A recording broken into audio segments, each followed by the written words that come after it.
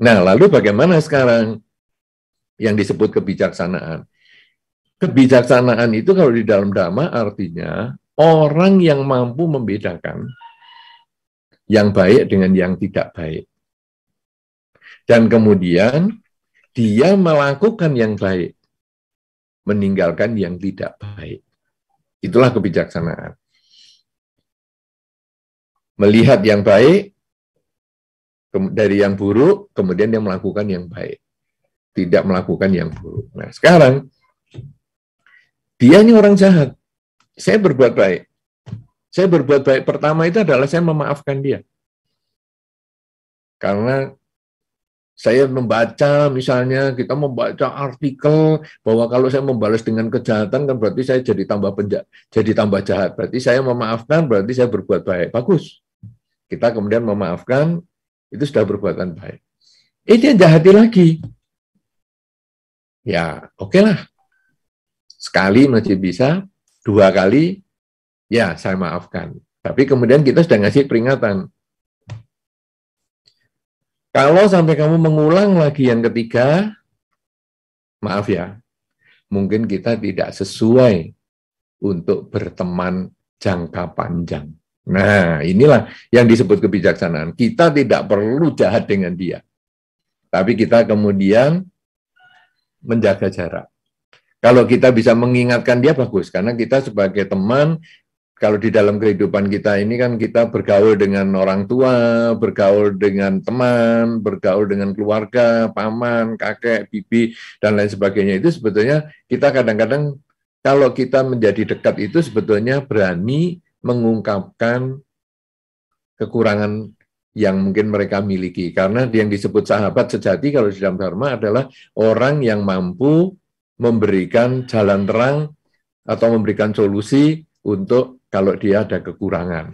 Nah, tapi tentu dengan cara yang sopan, dengan cara yang baik. Kemudian kita sampaikan kepada dia, maaf ya, bisa enggak kamu kalau ngomong itu lebih halus? Karena tidak semua orang suka ngomong yang kasar, suka mendengar omongan kasar. Kalau bisa, ya kita kemudian tetap bergaul dengan dia.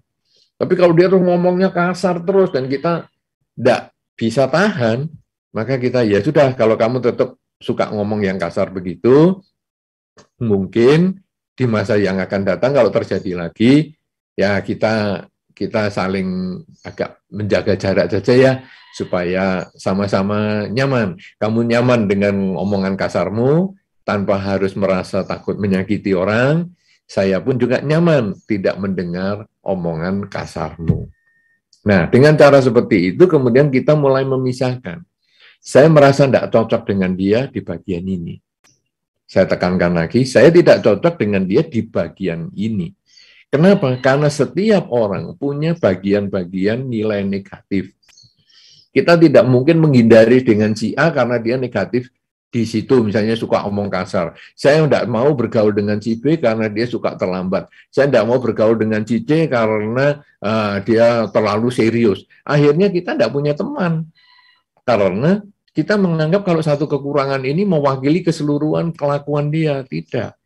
Hanya di bagian itu saja. Jadi kalau dia suka ngomong yang kasar-kasar, tapi mungkin dia punya kelebihan di bidang yang lain. Misalnya, dia banyak pengetahuan tentang misalnya saja dunia modern misalnya, atau tentang robotik misalnya. Oke. Kalau gitu saya akan berbicara tentang robotik. Tapi begitu dia ngomong kasar lagi, ayo jangan ngomong kasar, saya nggak mau itu. Kita topiknya balik lagi ke robotik lagi. Nah, memilih yang baik dan meninggalkan yang buruk. Kemudian orang yang suka terlambat misalnya, dia memang suka terlambat. Tetapi dia mempunyai wawasan yang luas, enak diajak diskusi misalnya. Oke, kalau gitu, sekarang kita sering diskusi tentang hal-hal yang lain. Tapi begitu terlambat, kita menyadari, sudahlah, saya kalau begitu, misalnya janji jam 7, ya saya harapkan mungkin mulainya baru jam 8 atau jam 9 lah. Jadi saya sudah nggak nganggep omongan dia. Jadi kalau dia ngomong, ya nanti kita jam 7 ketemu ya. Oke, kalau kamu sudah di depan sini berarti kita ketemu. Kenapa? Karena percuma. Janjiannya dia itu suka terlambat. Tapi kita masih ada sisi yang lain yang kita bisa manfaatkan. Karena kita sendiri pun punya kelebihan dan kekurangan. Orang lain mau bergaul dengan kita juga karena dia bisa melihat kelebihan-kelebihan kita untuk bergaul dan meningkatkan kualitas diri kita masing-masing dalam pertemanan. Demikian pula dengan orang-orang lain. Ada orang lain yang terlalu fanatik. Jangan kemudian kita, oh sudahlah aku nggak mau jadi teman dia. Tidak. Dia fanatik urusan misalnya agama. Tapi dia enak kalau diajak ngomong tentang film misalnya. Wah, dia sangat update. Misalnya drama Korea dia update, drama dari Tiongkok dia update. Wah, dia pokoknya update drama-drama seperti itu. Oke. Jadi kalau dia misalnya mau ngomongin tentang agama, nanti kapan-kapan aja ngomong agama. Sekarang kita ngomong tentang film apa nih sekarang, drakor apa yang paling bagus sekarang filmnya. Karena ini kebetulan saya agak kosong waktunya, saya mau nonton kira-kira yang mana nih. Nah, jadi ini adalah satu kebijaksanaan. Cinta kasih yang perlu didasari kebijaksanaan. Bahwa kita memang perlu mengembangkan cinta kasih kepada mereka semua di kehidupan sehari-hari itu. Tetapi ingat, jangan sampai kita dimanfaatkan, jangan sampai kita dibodohin, jangan sampai kita dijadikan semacam orang suruhan karena kita dianggap, ya sih kan ini nurutan, gampang sekali, penuh cinta kasih, ayo tolong dikerjakan ini ya, tugas saya dikerjakan ini, tolong ya ini dikerjakan ini. Oke, sekali ini saya kerjakan, tapi lain kali kamu yang ngerjakan sendiri. Kenapa? Karena kamu adalah orang yang datang ke Jogja ini untuk kuliah. Nah, kalau saya yang mengerjakan, nanti yang pandai saya, kasihan kamu. Kamu kan ke sini untuk kuliah dibiayai oleh orang tuamu, jadi kamu harus ngerjakan sendiri. Kalau ada kesulitan, mungkin saya yang akan bantu kamu. Nah, dengan cara seperti itu, cinta kasih kita ini berdasarkan kebijaksanaan. Tentu saja, kebijaksanaan ini membutuhkan latihan. Karena kadang-kadang kita ini sering salah memilih. Kita menganggap ini mestinya saya perlu bersikap seperti ini. Tapi kenyataannya keliru. Tidak apa-apa. Umur masih muda. Kita latihan lagi. Oh, itu salah. Kalau sudah salah, lain kali jangan diulang lagi. Karena di dalam Dharma sebetulnya, hidup itu adalah saat ini. Tadi, mungkin 1 menit yang lalu, 10 menit atau 1 jam yang lalu, atau bahkan setahun, 10 tahun yang lalu, itu sebetulnya adalah saat ini yang sudah lewat. Dia sudah tinggal dalam kenangan. Hanya ada dalam ingatan saja. Misalnya 1 jam yang lalu, itu hanya ingatan saja, karena kita tidak bisa kembali ke 1 jam yang lalu.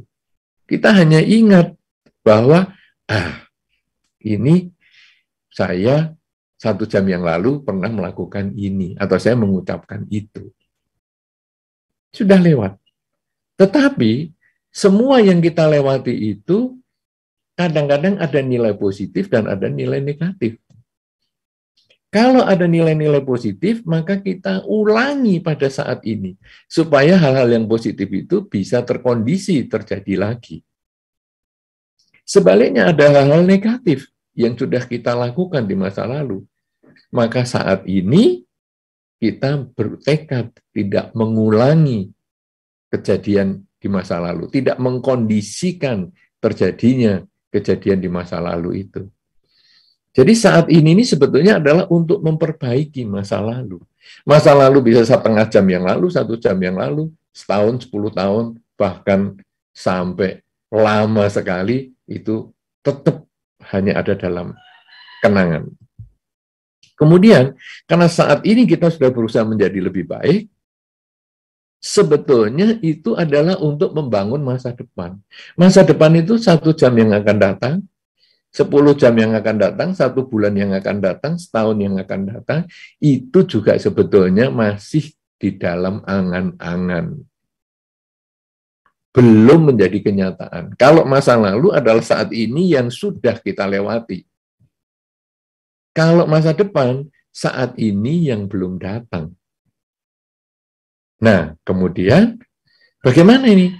Di masa depan saya takut ada kejadian seperti ini. Kalau kita takut di masa depan ada kejadian seperti ini, mulailah dipersiapkan saat ini. Misalnya, saya takut nanti ujian bulan depan ini saya takut gagal. Kalau begitu, mulailah saat ini saya berjuang belajar supaya di masa depan kalau ujiannya datang saya lebih siap. Kalaupun nilainya buruk, tidak seburuk yang saya bayangkan kalau saya tidak mempersiapkan hari ini. Sebaliknya, di masa depan mungkin ada kebahagiaan. Misalnya saya bakal lulus nih bulan depan.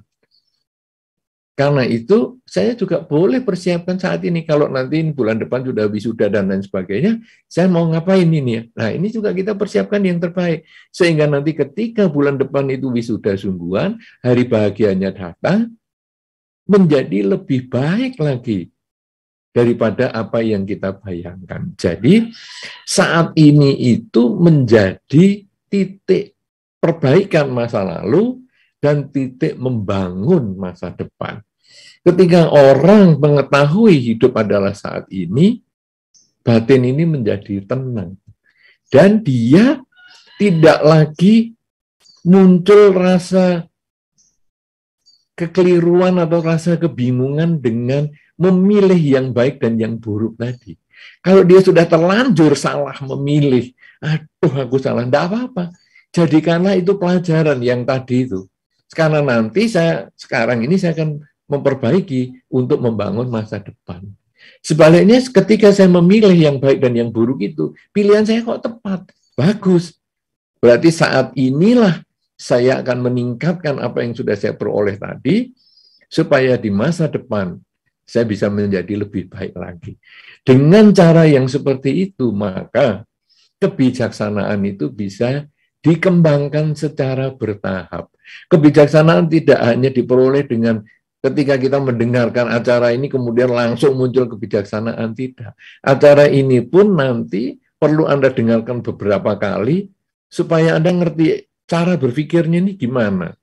Memperoleh kebijaksanaan ini bagaimana? Cinta kasih ini bagaimana? Basisnya cinta kasih ini apa? Bahwa kita sudah diberi, maka saya perlu membalas. Tapi kemudian walaupun saya tidak diberi, saya tetap membalas yang baik. Kalaupun orang itu jahat, saya tetap membalas kebaikan. Karena kebaikan itu adalah merupakan karma baik yang akan saya petik buahnya sendiri.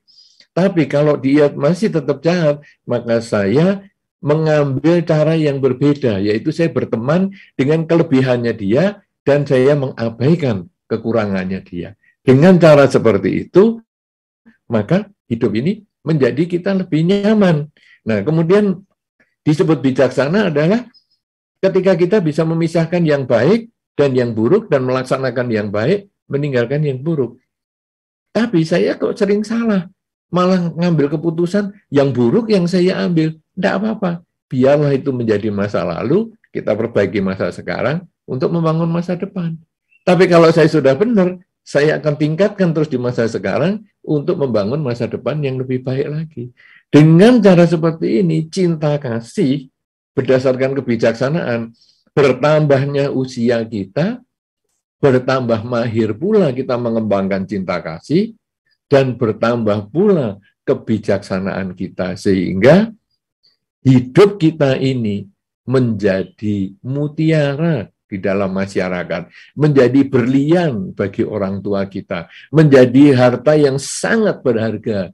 Kemanapun kita pergi, kita dicintai oleh orang tua, kita dicintai oleh sanak keluarga, kita dicintai oleh teman-teman kita dicintai oleh perguruan tinggi kita dicintai oleh masyarakat di sekitar kita dicintai oleh bangsa Indonesia, kita dicintai oleh dunia karena kita memberikan sesuatu yang bermanfaat kepada mereka semua dengan dasar, kalau saya ingin bahagia, orang lain pun, bahkan makhluk lain pun, juga sama ingin bahagia. Kalau saya menghindari penderitaan, maka orang lain pun, semua makhluk juga tidak ingin menderita. Kalau ini kita bisa miliki, maka akan terciptalah kebahagiaan. Baik Anda seorang umat Buddha maupun bukan, dengan cara seperti ini, Anda mendapatkan kebahagiaan dan Anda menjadi sumber kebahagiaan untuk diri Anda sendiri, juga untuk lingkungan Anda. Mudah-mudahan hal yang kita sampaikan ini dapat memberikan manfaat dan dapat menjadi gambaran Buddhism for everyone, bahwa semua orang akan mendapatkan manfaat dari mendengarkan hal-hal yang sudah kita sampaikan dalam kesempatan ini. Semoga nanti di dalam diskusi kita akan lebih banyak hal yang kita bisa gali untuk mendapat kemajuan di dalam pelaksanaan Dharma di kehidupan sehari-hari untuk memperoleh kebahagiaan bagi diri kita maupun lingkungan kita, bahkan semua makhluk.